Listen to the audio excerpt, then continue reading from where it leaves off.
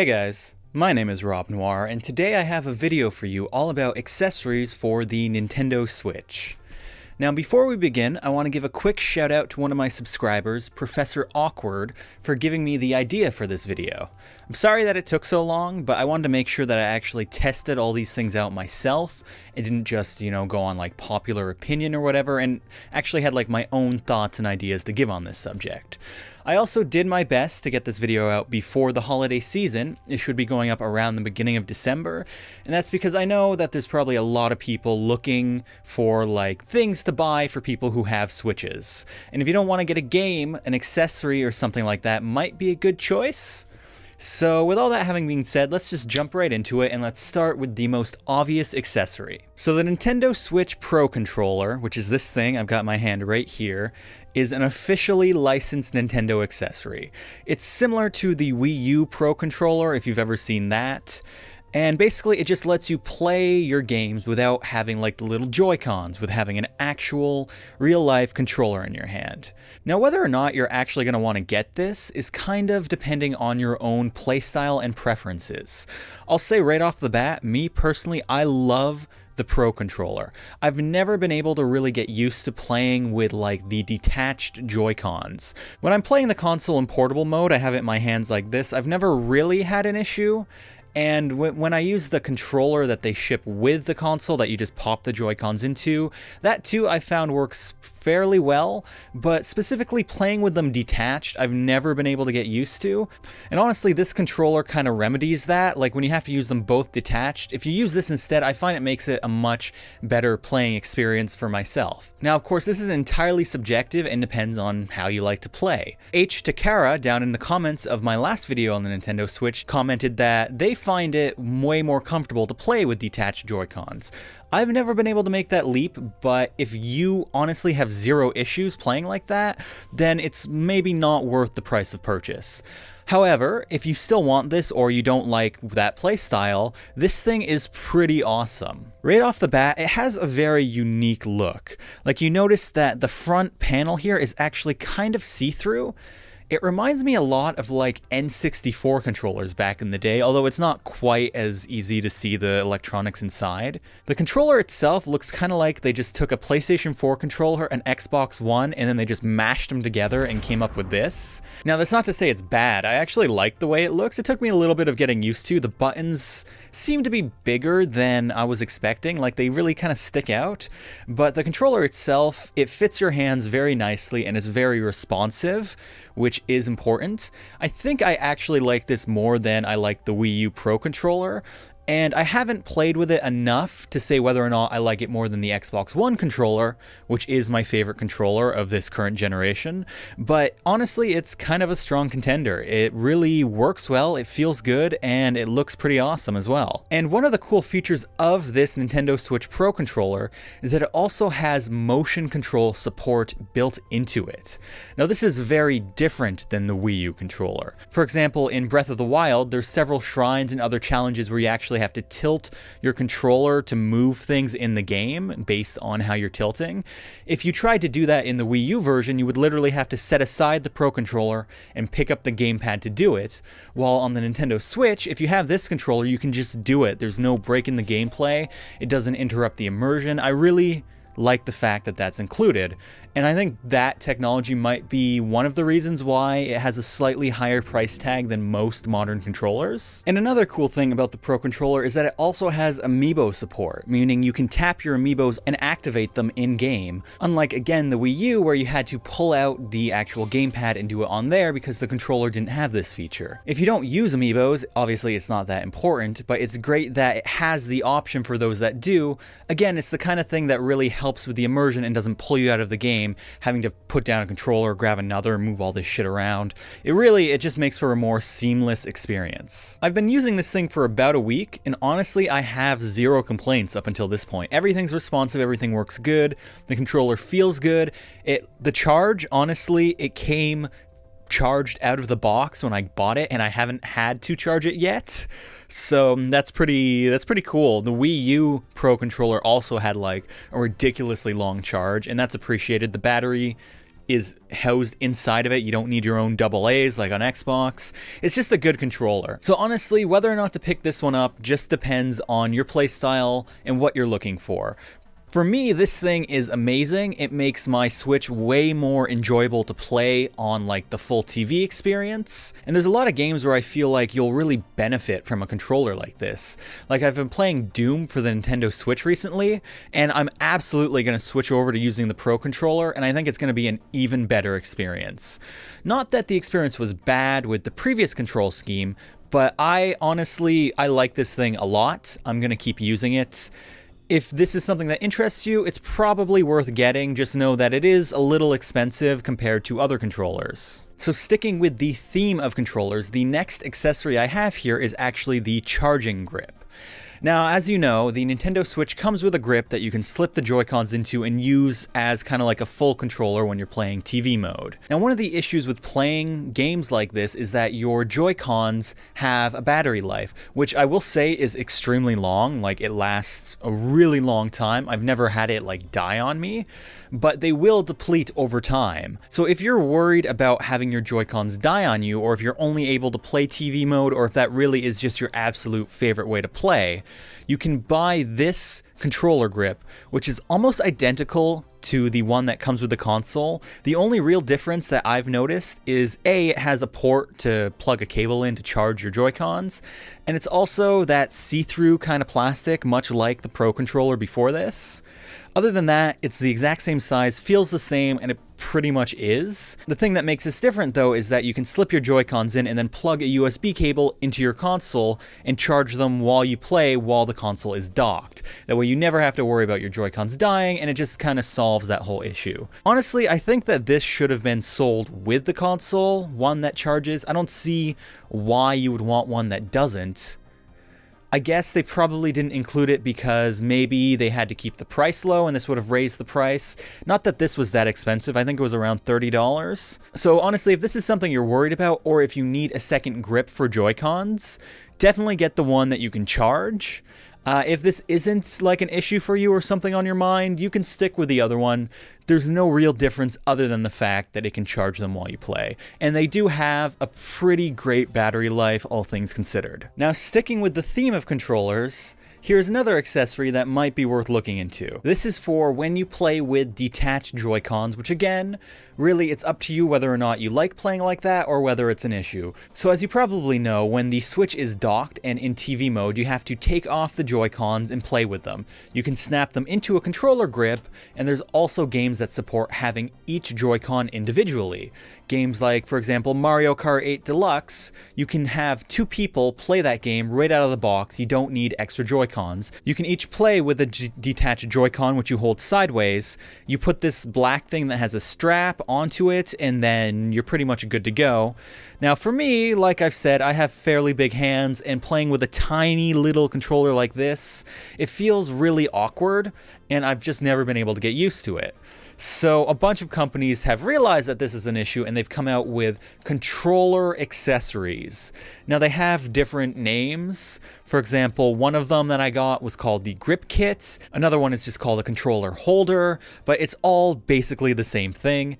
It's this thing here and this thing here. Now, it's not rocket science how these work. Basically, you just slip your Joy-Con in, and then you get to hold it like an actual controller. They have bumper buttons on the front so that you're not losing that functionality, and it's really just to turn this little tiny thing into a more regular sized controller. Now, I bought two different kinds here, and I tried out a third that a friend lent me.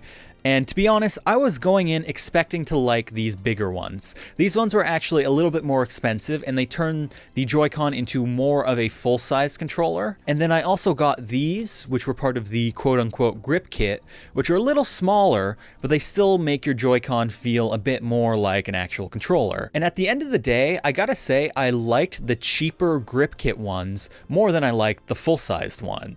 They just felt better in my hands. The bumper buttons were worked a lot better than they did on the bigger ones. And I found the Joy-Cons were a lot easier to put in, to pop out, just everything seemed to work better on these, even though they were smaller. And it's not like these specific ones made the Joy-Cons that much bigger. I think it's mostly just the addition of like these little handles here giving me something to hold onto that made it a better experience, especially playing a game like Mario Kart, where you're used to holding a controller, you know what I mean? And again, these things weren't that expensive. Like, the grip kit was around $20, and the brightly colored one with the bigger controllers was around $25. So again, this is going to depend on what I was talking about before. Is playing with the detached Joy-Cons comfortable to you?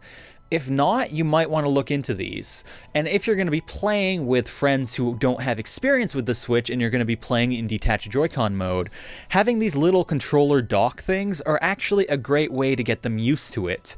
Because there is a little bit of a learning curve getting used to it to begin with, and giving them something more familiar might be a good idea. Personally, I love these things. I'm going to use them every time I have to do a detached Joy-Con type game, but that's just me. It's really up to you whether or not you find these are worth it. For me, they are. Now, speaking of playing with detached Joy-Cons, the next accessory I have here is the Nintendo Switch Stand, which basically allows you to play your Nintendo Switch in like a propped up mode, but also charge it at the same time. Because this is one of the issues that you will run into when playing the Nintendo Switch propped up. The charging port is on the bottom. I don't know if this was a design flaw or if Nintendo just liked the look or whatever, but it basically means that if you want to charge it while you have it like sitting on a surface, you can't because the port is on the bottom. There's no way to plug that in. It's kind of an issue if you like to play for long periods of time with the screen just kind of propped up. Not in TV mode, not necessarily portable mode, kind of like that halfway mode. So this dock basically gets rid of that problem. You prop it up and it has different angles you can set it to, unlike the little kickstand in the back of your Switch.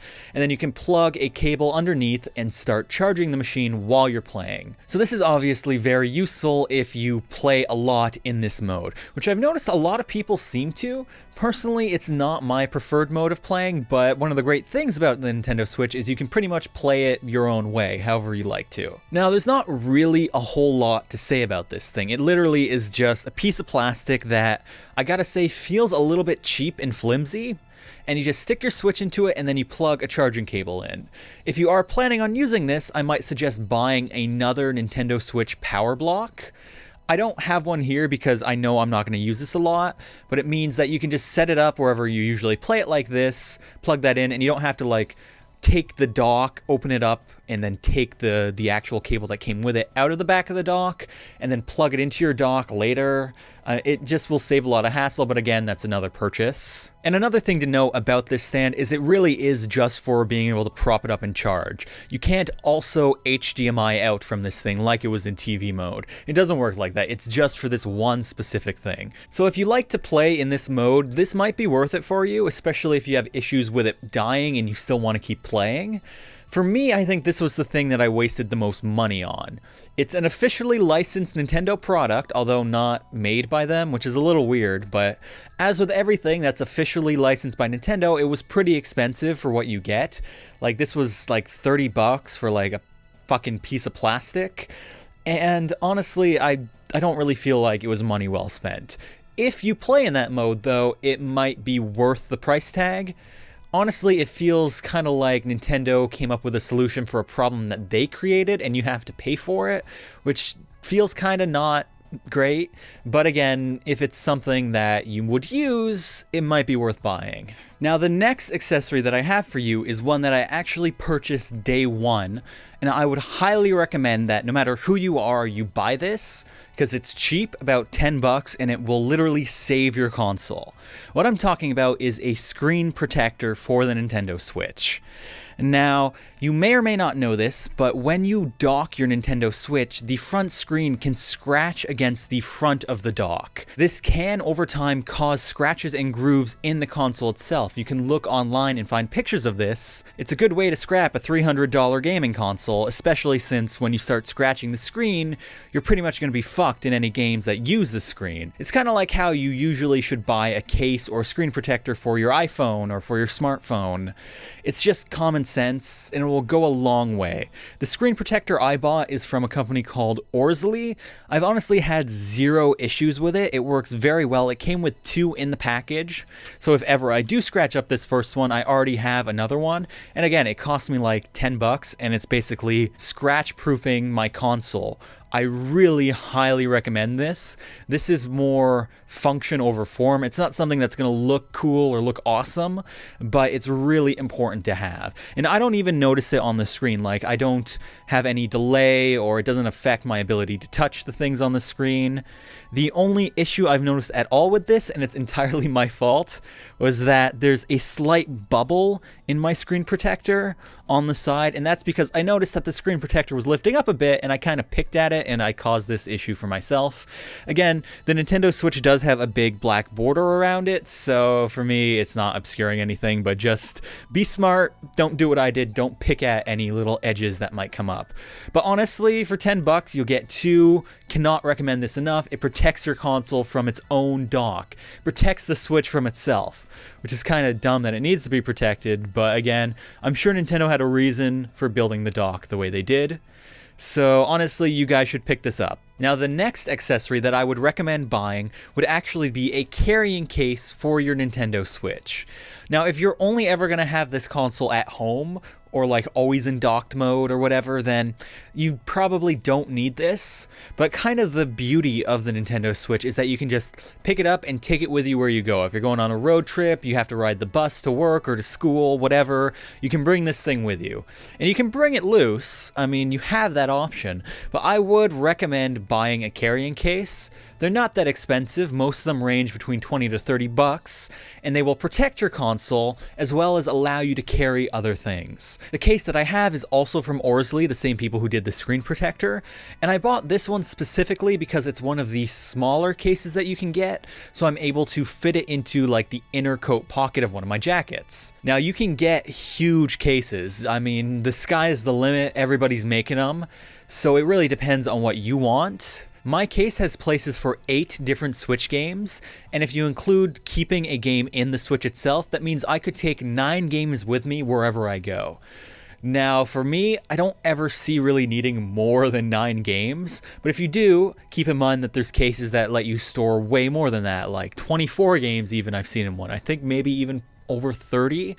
So honestly, it depends on your needs, but if you're going to be taking the Switch places with you, I would suggest getting a carrying case. It's well worth the investment. Just look around and see which one is going to be the best fit for you. And so the final accessory that I have for you today is probably the least exciting and also the most important going forwards with this console, and that would be a micro SD card. You probably can't see it. Maybe I'll try and zoom in. It'll look like crap because I have to zoom in so far, but this little tiny thing I'm holding here, you should really get one of those. Now, you can get micro SD cards in various sizes. The one I have is 32 gigs. You can get one that's 64 or even higher. And apparently the Switch actually is future-proof in that it includes support for SD cards that are bigger than ones that are commercially available today. So that means in the future when they have giant micro SD cards, which sounds kind of like a contradiction there, but when that's a thing that exists, you'll be able to use it with your Switch. It'll support it right out of the box. You should have no problems. And if you're wondering why you should get this, it's because the Switch does have an internal hard drive that you can store your save files, store your games, store everything onto, but that's going to fill up really fast. It's kind of like the Wii U. It also had an internal hard drive, but it was really small, especially when you compare it to like the Xbox One or the PlayStation 4, which have like a 1 terabyte hard drive. This thing barely even has a fraction of that. And there are a lot of games out for the Switch, and there's going to be a lot more in the future, all of which are going to take up space. And there's already some games that are going to eat up like a quarter of the space available on your console. For example, I mentioned Doom for the Nintendo Switch. Day one, there was like a 9 gig patch. That takes up a lot of fucking space. So if you want to be able to use this thing for years and years to come, be able to play all your games on it and not have to like delete, uninstall, and do all that bullshit, honestly, just buy a decent micro SD card. Buy it from a good brand. I got a SanDisk one here, which honestly I've had zero issues with. They're a pretty decent brand. You don't have to buy like the crazy expensive ones, but SanDisk, Lexar, one of the ones that you know the name of, it's probably a good choice. And you can find these for pretty cheap. I paid, I think, around 20 bucks for the one I have here. And again, it's basically just going to allow you to store a lot more games, which is going to be important because now there actually are a lot of games available for the Switch. This thing is a certified hit, which means everybody's making games for it, and that number is just going to increase. One of my issues with the Nintendo Switch in my unboxing and review was that I didn't feel there were enough good games out. That has kind of switched now. There's plenty of good games. There's over 200. So whatever your preference is, you can probably find something. And having an SD card to store all those game files on is going to become absolutely necessary at some point.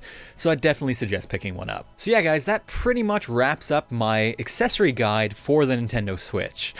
Now, just to preface this, I actually looked at over 20 different accessories for this console, and I narrowed it down to the ones that you see in this video. So I definitely put a lot of time and thought into this. I didn't buy all 20, if you're wondering. I didn't waste that much money.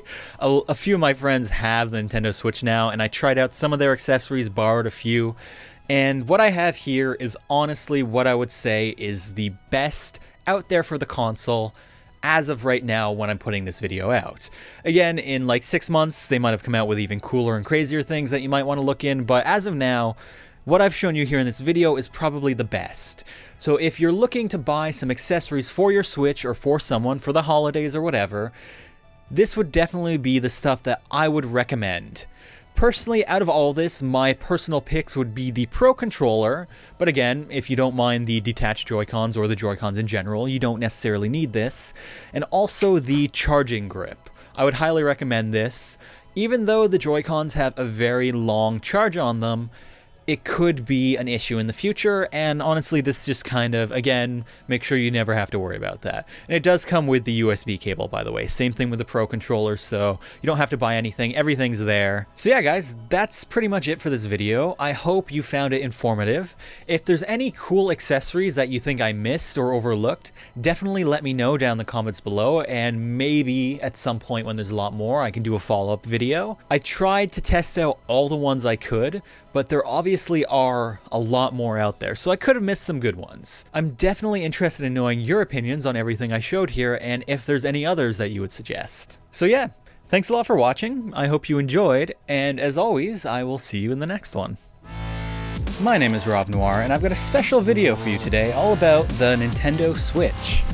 So I just picked one of these up earlier today. It was it's a new version of the console that they've already put out, but this one is one hell of a step up from the old version of the Xbox.